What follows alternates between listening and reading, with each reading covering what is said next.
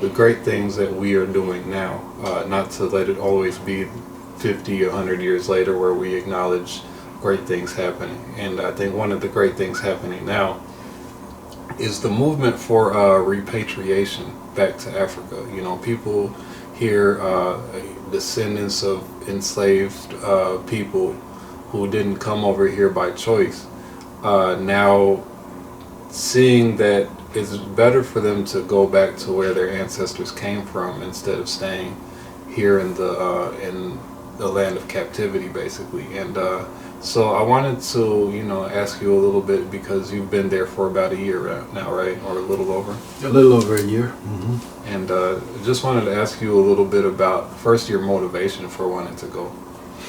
Okay. Well, that's powerful. That's a powerful concept about the black present.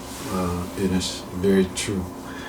And I think to sum up my motivation, you really said it. You know, when we're educated over here in America, we learn at a certain age that we are descendants of people that were enslaved and brought here by force. Mm-hmm. And for me, ever since I was young, regardless of any dreams that I could have of success in whatever field I chose or I was exposed to or hypnotized by or, you know, excited about, mm-hmm. regardless of any success in those fields, it always was more important to me to at least find out, well, what's this place we were taken from? Mm-hmm. Because if we were taken from somewhere and it was against my ancestors' will, and then we were taken to a place that we were only known as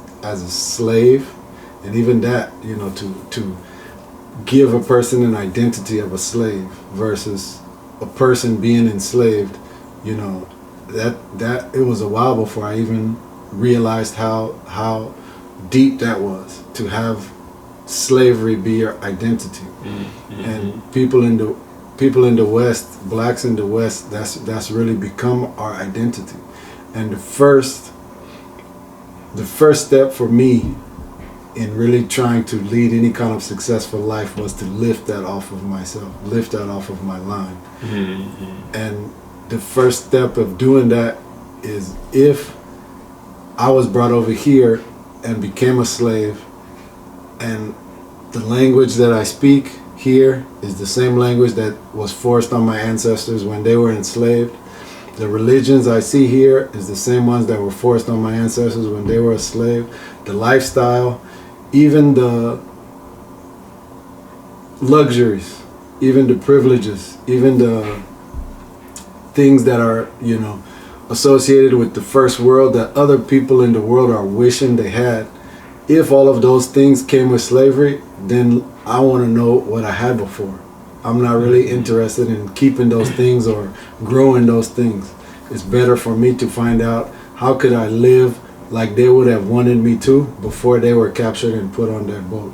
Mm-hmm. So from a young age, that really was, it was just important to me to investigate that.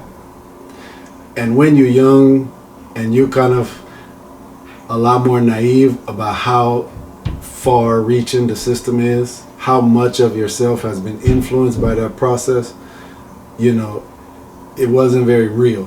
But the spirit to seek out Africa was there. The spirit to seek out the black presence, the black civilization was there. Mm-hmm. And then when I had the opportunity to study under Nebnabala Musa Moradinibik, and then really see how far-reaching it is, how far-reaching the process of enslavement and colonization goes into our minds, into, you know, the way we see the world, our perspectives.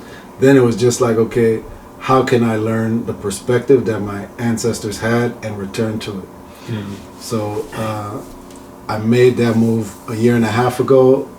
However, before then I had been going and coming to the motherland from 2006, mm-hmm. and I had been studying that lifestyle went through initiation, studying the culture, studying language from 2002 really, but went through initiation in 2004. Mm-hmm. So all of that was a big part of that process of just trying to dignify my ancestors again. Because if something happened to my ancestors and shame was put on them, and then instead of going and cleaning that shame off of them, the path that I was put on by them being shamed, I didn't even feel like I could find success on that path. Mm-hmm. If I went forward on there, no matter if people thought of me as successful, it would always be like something pulling on me, draining me. Wow. to walk that path. So that was kind of, my perspective and what led me back to West Africa.